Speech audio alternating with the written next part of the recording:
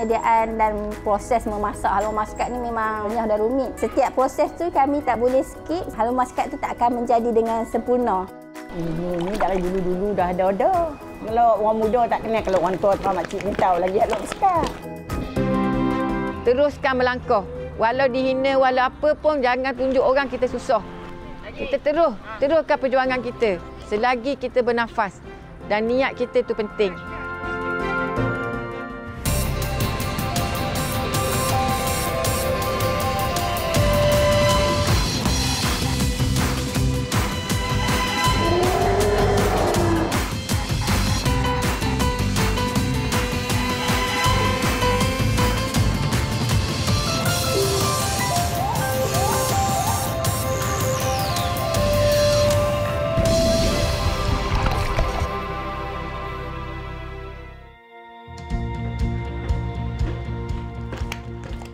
Haluan muskat, menu tradisi yang jarang didengar.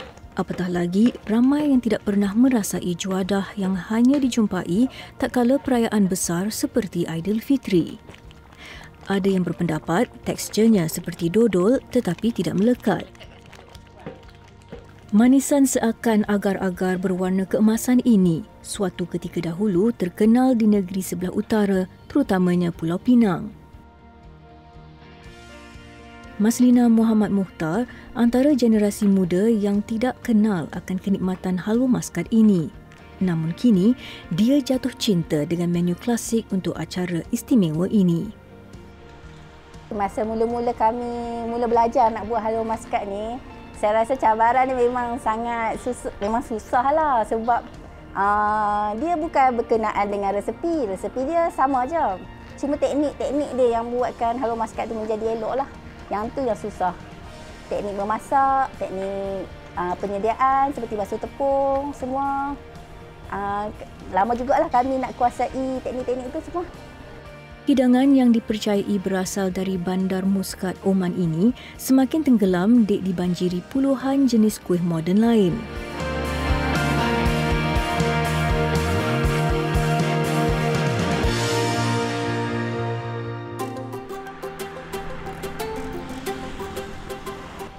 Bertempat di Bandar Kelang Lama, Kulim, Kedah, Maslina kini mengusahakan pembuatan haluan muskat dari rumahnya di Taman Senangin. Sebelum Maslina dan suami mengambil alih pembuatan haluan muskat, Maslina membantu dalam memasarkan menu tradisi ini menerusi laman media sosial dan platform atas talian. Beliau juga mengambil peluang menyertai karnival yang dianjurkan di Kedah. Namun selepas kematian ayah mertuanya dan kesihatan ibu mertua yang tidak mengizinkan, Maslina dan suami mula mengambil alih perniagaan dan mengusahakannya sendiri ekoran permintaan yang tinggi terhadap haluan muskat. Rata-rata peminat yang membeli haluan muskat Maslina adalah warga yang berusia, iaitu pelanggan dari zaman ibu mertuanya. Pelbagai usaha dilakukan oleh Maslina dalam memperkenalkan menu yang diberi nama Haluan Muscat Utara. Kesungguhannya dalam mempopularkan juadah berkenaan membuatkan semakin ramai yang mengenali pemanis mulut unik ini. Kalau dulu, haluan muscat ni sangat famous, sangat popular waktu musim perayaan lah. Jadi kalau kita nak jumpa haluan muscat ni time raya je, time raya puasa lah terutamanya. Tapi sekarang kami dah komersialkan, kami buat setiap hari dan selalu ada stok. Dan kami juga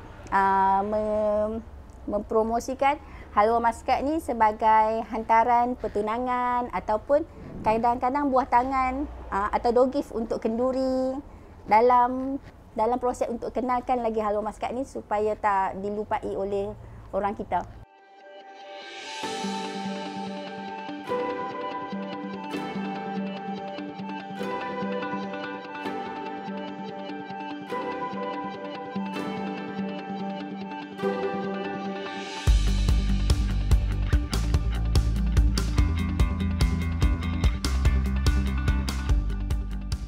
Antara usaha Maslina bagi meningkatkan jualannya ialah dengan memperkenalkan model perniagaan semasa untuk juadah tradisional, iaitu secara melantik ejen.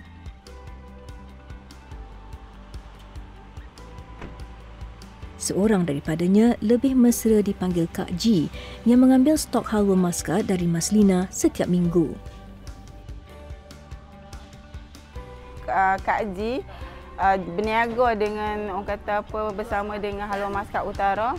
Mula-mula tengok biasa saja, tapi makin lama benda tu makin orang minat, makin disukai. Bila orang suka, orang minat, kok rasa lagi bersemangat. Bila bersemangat tu orang kata tiap contoh seminggu mungkin order dalam 10.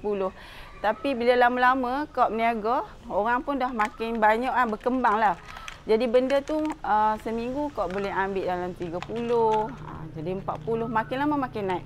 So benda tu orang kata Halwa Maskat ni memang orang cari. Tapi tak ramai orang ada bakat boleh buat Halwa Maskat. Bila ada orang boleh buat, so benda tu kok akan ketengahkan lagi dengan Halwa Maskat ni. Sampai kok insyaAllah akan buka satu kios lah untuk Halwa Maskat ni.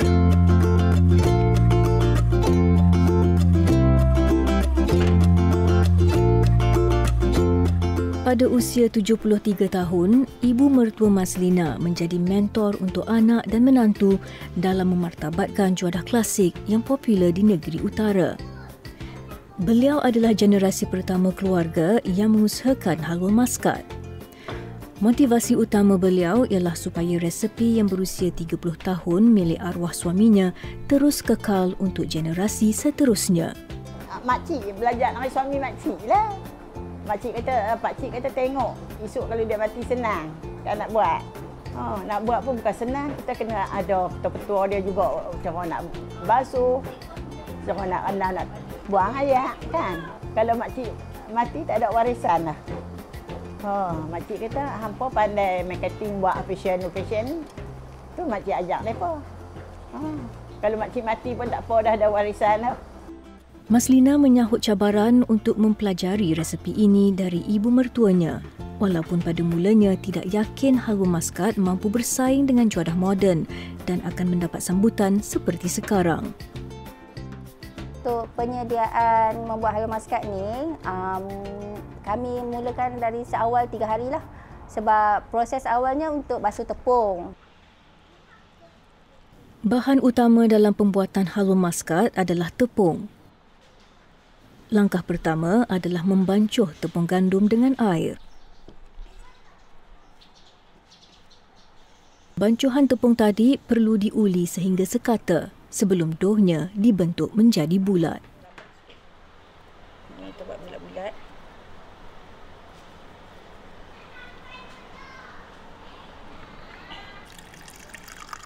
Kemudian dough tu dibasuh dengan air untuk membuang getah tepung. Getah tepung ni dia punya maksud orang moden sekarang gluten lah, kita buang gluten. Tapi walaupun pakai mesin, basuh tepung tetap manual. Kami tak jumpa mesin lagi untuk basuh tepung. Macam ni dah basuh tepung.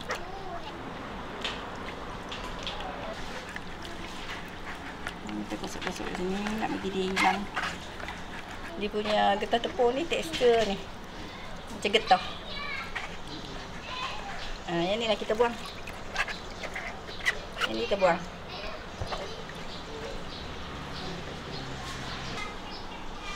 Selepas proses membuang gluten tadi, air tepung akan ditapis terlebih dahulu agar tiada bendasing.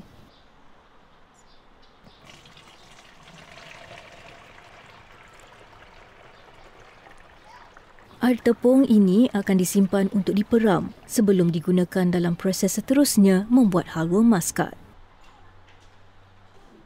Kami peram selama 3 hari. Kami salin air baru setiap 6 jam untuk mendapatkan hasil yang lebih bersih.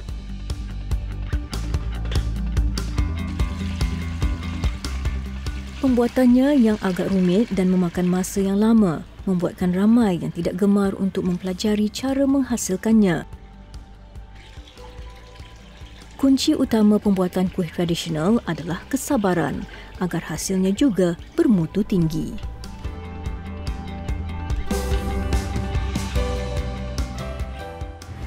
Ramai yang kurang percayalah kata haluan maskat ni boleh pergi jauh. Saya yakin produk ni unik. Kita ada impian, kita teruskan juga. Kita percaya dengan diri kita sendiri bahawa yang cita-cita kita nak pergi lebih jauh tu akan tercapai lah.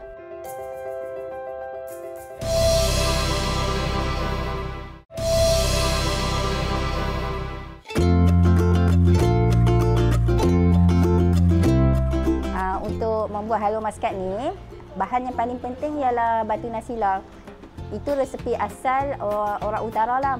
Batu nasila tu kami boleh dapatkan di kedai mamak. Hanya di area di Pulau Pinang saja yang boleh kita jumpa batu nasila ni.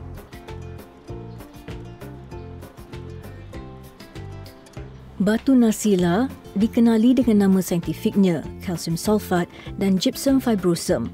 Mineral ini digunakan dengan meluas dalam penghasilan produk kesejahteraan dan kecantikan. Bagi pembuatan haluan maskat, fungsi mineral batu nasila untuk menstabilkan adunan. Batu nasila ini akan dihancurkan menjadi serbuk dan ditapis terlebih dahulu agar ia lebih halus sebelum dimasukkan ke dalam adunan.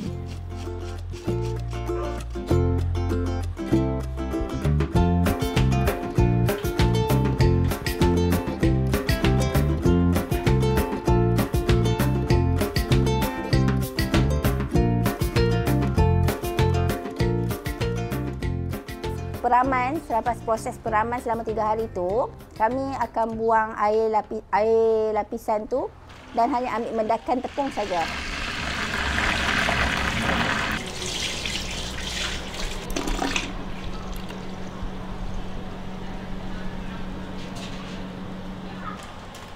Menurut resepi ini, 4 paket gula diperlukan bagi setiap 2 kilogram tepung gandum. Sukatan ini dapat menghasilkan 10 kilogram haluan maskat. Batu nasila ni kita masukkan sekali dengan gula tadi. Gula dan gula batu dan batu nasila tu kita masak dengan air sekali. Sampai sehingga menjadi air gula. Kuali tembaga milik arwah bapa mertuanya yang sudah berusia 30 tahun menjadi saksi kepada keampuhan usaha Maslina dan suaminya mengekalkan warisan keluarga. Selepas air gula tu cair dah elok, baru kita masukkan mendakan tepung yang kita basuh dan kita peram 3 hari tu.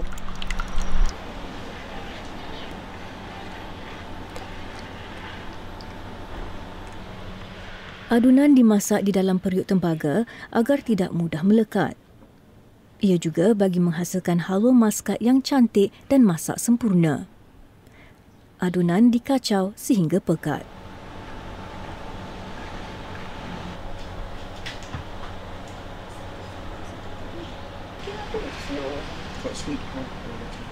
Selepas adunan tu semakin likat, barulah kami masukkan minyak masak biasa ataupun minyak sapi. Sebab kami ada buat variasi minyak biasa dan minyak sapi. So kami akan masuk tu sedikit demi sedikit sehinggalah adunan tu menjadi lebih kental.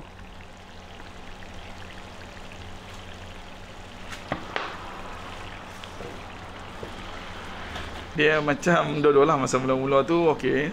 Dia cair senang kita nak kacau. Bila dia dah likat, dia kenyal macam ni, susah sikit. So memang perlu tenaga lah kalau kita nak kacau. Rustam turut membantu dalam penyediaan haluan maskat, terutama pada peringkat mengacau adunan sehingga 4 jam lamanya. Apa yang kami belajar dari mak mertua, untuk memastikan haluan maskat ni masak dengan sempurna, kita perlu masak dengan lama, dengan kita perlu jaga api tu. Kalau boleh memang tempoh memasak dia memang kita tak boleh skip, jadi dari 4 jam jadi sejam. Sebab kalau yang skip tu haluan maskat tu tak akan menjadi dengan elok dan cepat rosak. Sebab haluan maskat yang dimasak lama, dimasak elok, dia akan tahan selama 2 minggu atau lebih. Senang, isi saya tangan. Tidak tu tengok, buat tak ada karan ke? Buat tak gas habis ke? Kalau tak boleh buat.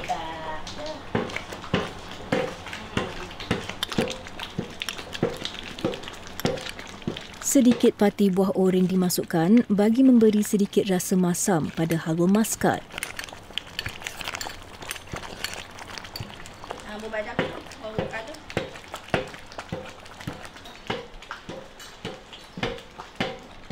Begitu juga dengan hirisan badam.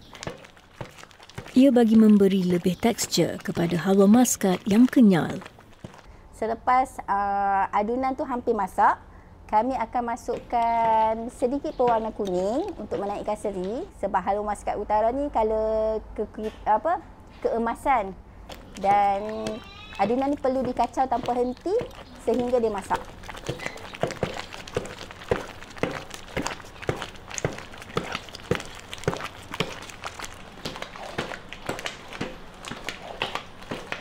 Kalau nak tahu dia halwa maskat ni dah masak elok, kita tengok dia adunan tu tak melekat dekat kuali lah.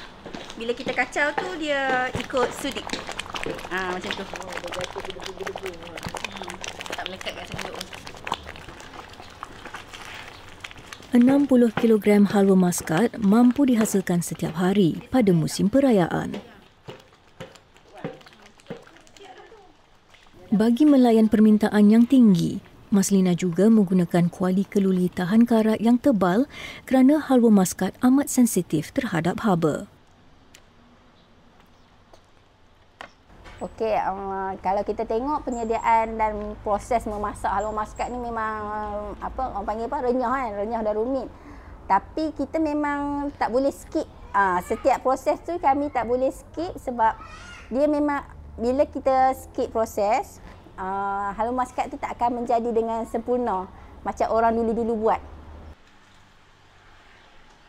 Keupayaan pasangan ini mempopularkan masakan tradisional kini membuahkan hasil.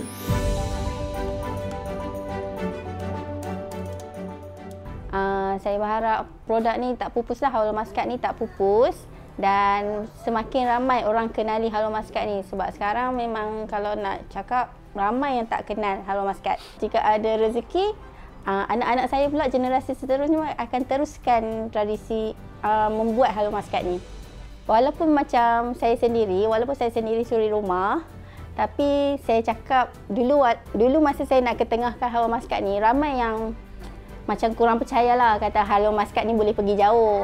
Tapi saya yakin produk ni unik. Kita ada impian, kita teruskan juga. Kita percaya dengan diri kita sendiri, bahawa yang cita-cita kita nak pergi lebih jauh tu akan tercapai lah.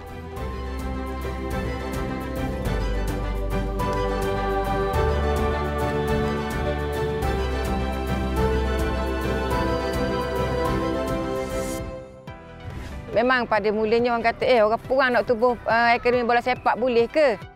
Saya macam tak percayalah. Sebab macam mana ada wanita yang boleh pegang di akademik kan? Sebab saya terus ke depan, maju ke depan. Saya tidak akan melihat ke belakang.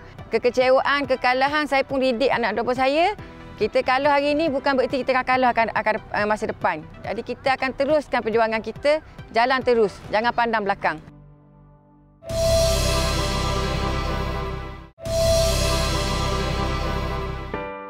Wanita, figura hebat dalam kelembutan menggegar dunia. Tiada kata-kata yang dapat menggambarkan kehebatan wanita. Dialah ibu, isteri, kakak dan adik. Semakin ramai wanita mencipta nama di persada dunia.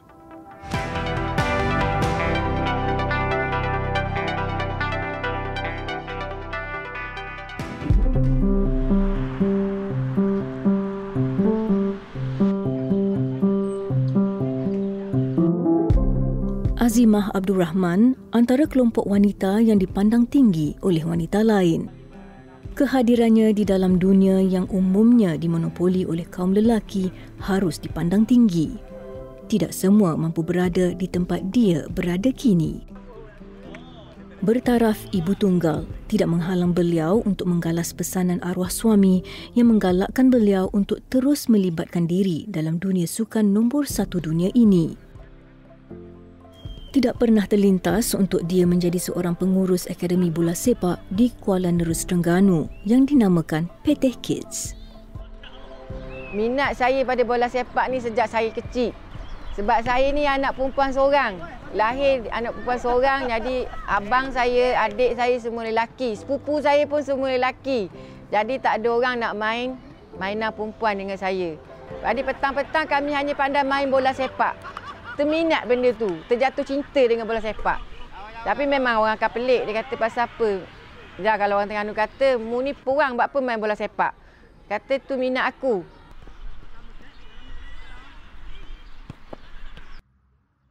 Minat mengatasi segalanya. Setiap hujung minggu, rutin harian Azimah di Padang Majlis Perbandaran Kuala Terengganu ini bermula bagi sesi latihan yang dijalankan 3 kali, iaitu setiap Khamis, Jumaat dan Sabtu.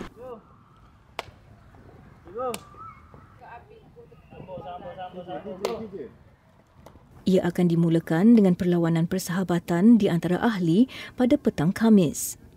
Kebiasaannya awal pagi Jumaat, anak-anak dari 5 hingga 16 tahun akan berlatih dengan dibantu 10 jurulatih berpengalaman dan dipantau oleh Azimah sendiri. Tengok pergerakan tu ada.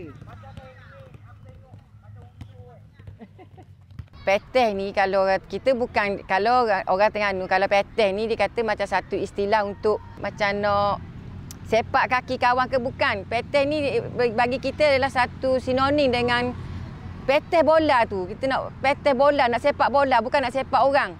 Tu kita tubuhkan pasukan peteh.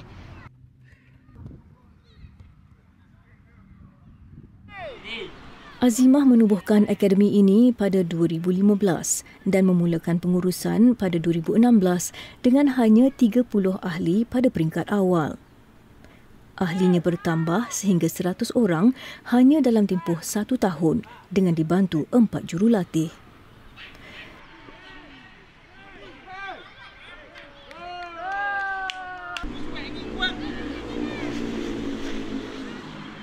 Keinginan untuk menubuhkan akademi bola tercetus apabila beliau menyertai Futsal Terengganu. Namun kini niatnya ke arah melatih anak-anak hingga ke peringkat lebih tinggi berbanding keinginan peribadi untuk bergiat dalam sukan futsal.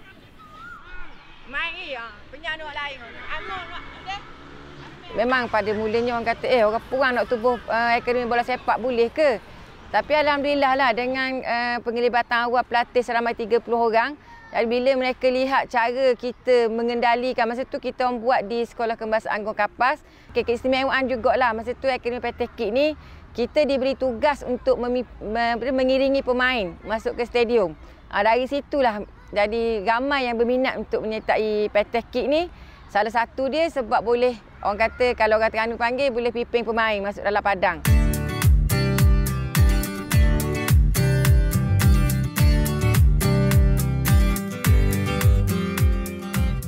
Mempunyai minat yang sama dengan arwah suami iaitu bidang sukan tidak menjadikan dugaan dan cabaran yang hadir sebagai halangan bagi dirinya.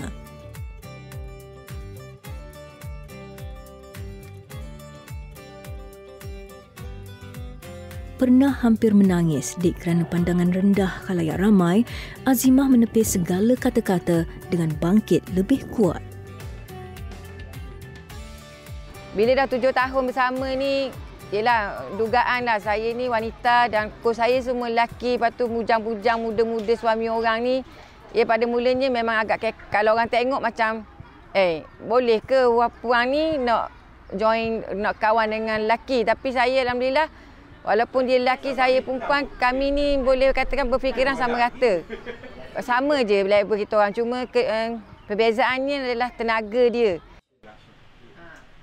Azimah yang lebih mesra dipanggil Mami bertuah kerana dibantu oleh jurulatih berpengalaman yang sama-sama ingin mengembangkan potensi yang ada dalam diri anak-anak kampung. Seorang daripadanya yang berkecimpung bersama sejak awal adalah Muhammad Rahimi. Yang masa mula-mula saya masuk tu, maknanya saya macam tak percayalah. Sebab macam mana ada wanita yang boleh pegang di akademik kan. Jadi lepas tu saya dalam beberapa tahun jugalah, maknanya 2 tahun sebelum saya ambil alih untuk buat macam jadual ke apa ke. Lepas tu baru ada keyakinan lah untuk sebab sebelum tu memang saya follow je. Memang saya follow je mami untuk apa-apa je ada buat aktiviti mami, saya follow je.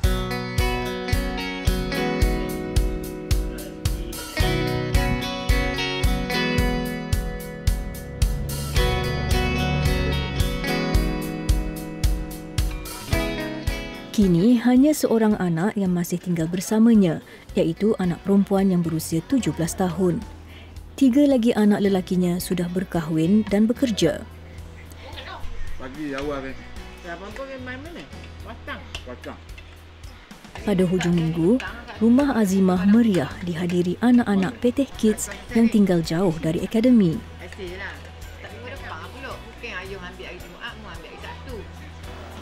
Di kesempatan yang ada, beliau akan meluangkan masa sebaik mungkin menyantuni anak-anak ini dengan melakukan pelbagai aktiviti.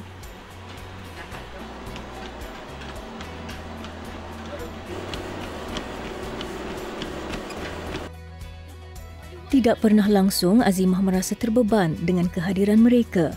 Malah, ia membuatkan masanya sentiasa terisi dengan menyemai bakti untuk anak remaja ini.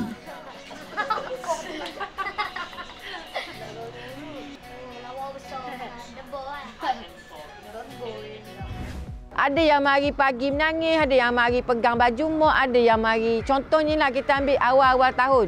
Mari pegang kaki mok. Tapi mami jenis seorang tegas.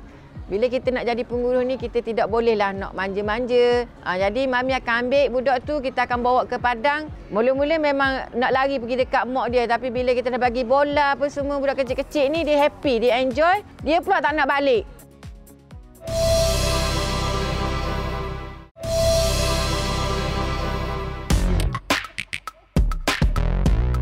Hamizah Deraman, ibu kepada seorang pelatih di Peteh Kids yang mempercayai kebolehan mami dalam dunia yang dimonopoli kaum lelaki itu. Anaknya Muhammad Faik teruja apabila diajak untuk menganggotai akademi bola ini. Pada mulanya saya terkejut tengok nama di banting tu Mami. Bila saya bagi tahu Faik tu, Faik nak masuk Peteh Kids tak? Nanti Mama WhatsApp ke Mami. Dia suka, coach perempuan ke? Dia kata gitu. Lepas tu saya cakap, tak apalah Mama try WhatsApp Mami. Lepas tu bila kita tengok dia punya pengurusan perempuan, saya kata wow, sangat macam saya tengok Mama tak ada, bagi saya lah, tak ada cacat cela walaupun dia pengurus perempuan. Percaya dengan kebolehan Mami, Hamizah menghantar anaknya Faik ke Akademi Peteh Kids.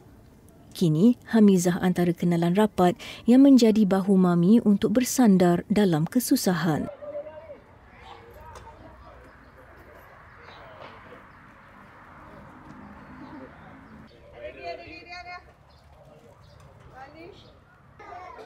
Seorang yang berprinsip, Mami juga tegas dalam tugasnya. Kepimpinan ini menjadikan mereka yang berada di bawah akademi sangat memandang tinggi kepadanya. I make sure Mami sampai sini, kapten-kapten diorang dah susun, players. Maknanya Mami sampai, Mami cuma pergi checklist tengok berapa kehadiran hari ni dan terus ke perhimpunan pagi lah macam kata ni. Bagi briefing dekat coach apa semua, bincang dengan coach apa yang nak buat hari ni. Lepas tu terus ambil players lah.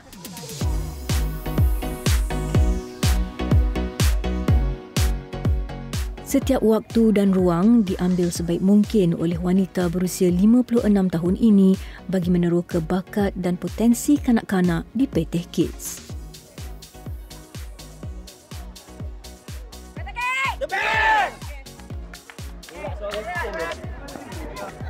Gerak dalam kumpulan cepat.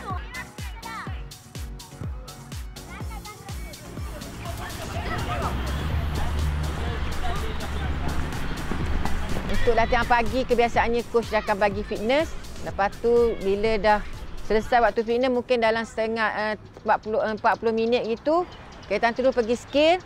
Lepas tu taktikal dia orang lah untuk game. Macam posisi, back untuk kerja dia apa, striker kerja apa, keeper kerja apa. Jadi dia orang akan tahu kerja masing-masing.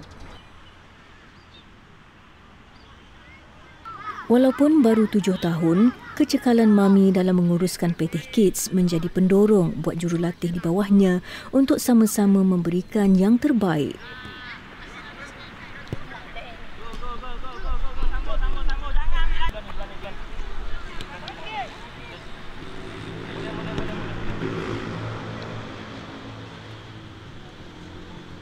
Kalau tanya susah, semua orang kata susah. Tapi bagi mami kita take easy. Benda ni kita jangan anggap susah, kita anggap mudah je. Macam mami nak kendalikan budak 5 hingga 8 tahun contohnya.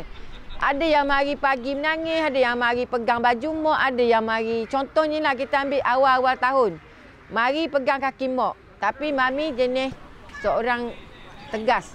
Bila kita nak jadi pengurus ni, kita tidak bolehlah nak manja-manja.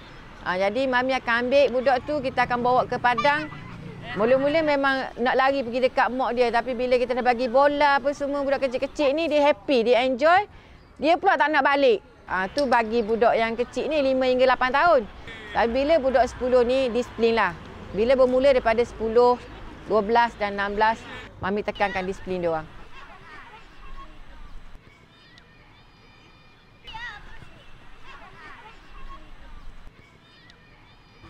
Macam mami ni saya rasa memang semangat kuat lah. Sebab boleh terima dengan budak yang ramai. Maknanya dari segi kewangan pun satu juga daripada kewangan. Jadi saya banyakkan dia support melalui duit dia. Maknanya kalau ikut cabaran tu memang banyak cabaran sebenarnya bila kita ada pengurus perempuan ni.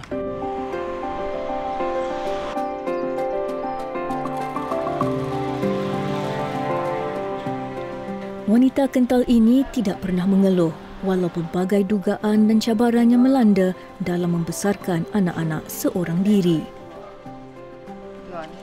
Menurut mami, biar apa pun yang mendatang, hidup harus diteruskan.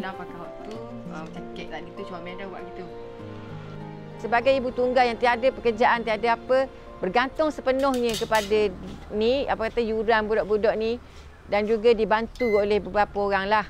Sebenarnya kalau mami seorang memang berat juga cabaran. Sebab kita nak cari dana, nak cari tu.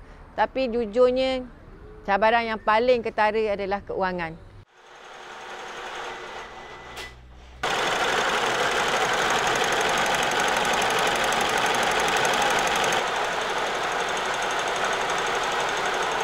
Tidak pernah sekalipun wanita hebat ini mengalah dalam setiap tindakannya. Biarpun berdepan masalah yang membelenggu dirinya, mami tidak menoleh ke belakang.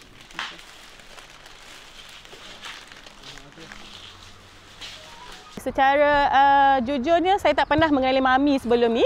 Sebab saya memang sibuk dengan bisnes kan. Tapi bila saya masuk sini, saya terlalu dekat dengan mami. Saya rasa mungkin saya tengok ketabahan mami sebagai seorang ibu tunggal menguruskan satu pasukan. Mami ni kalau dia ada masalah, dia terus dengan saya.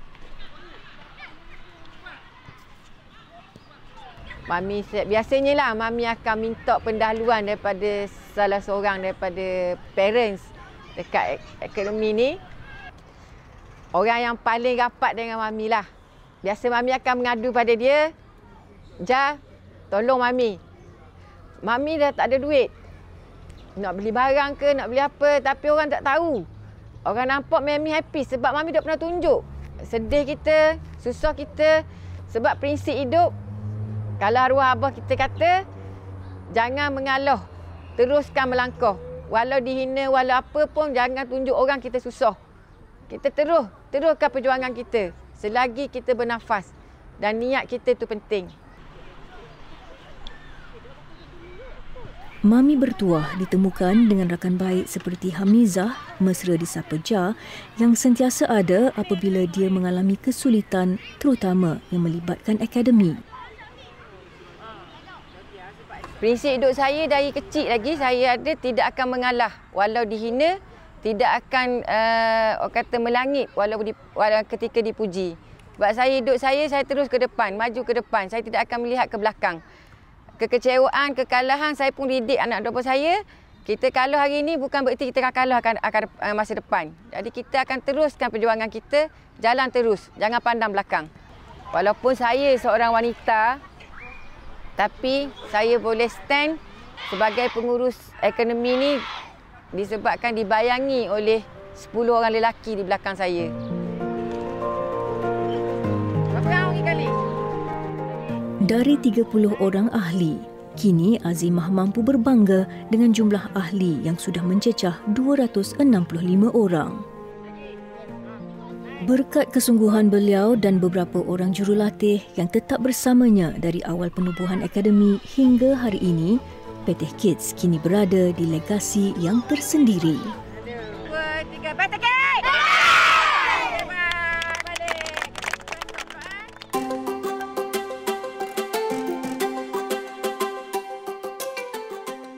Mami Azimah dan Maslina, dua wanita hebat yang patut dicontohi. Mereka punyai impian yang berjaya dicapai dengan semangat juang yang tinggi. Aspek pemerkasaan wanita yang diberi tumpuan sejak beberapa dekad lalu menunjukkan impak positif apabila semakin ramai kaum hawa mencatat rekod pencapaian mereka tersendiri. Baik di bidang politik, sains, sukan atau perniagaan, wanita telah memacu keluarga dan komunitinya untuk mara ke hadapan. Semoga bingkisan yang dipaparkan menjadi inspirasi buat semua. Selamat Hari Wanita dari Majalah 3.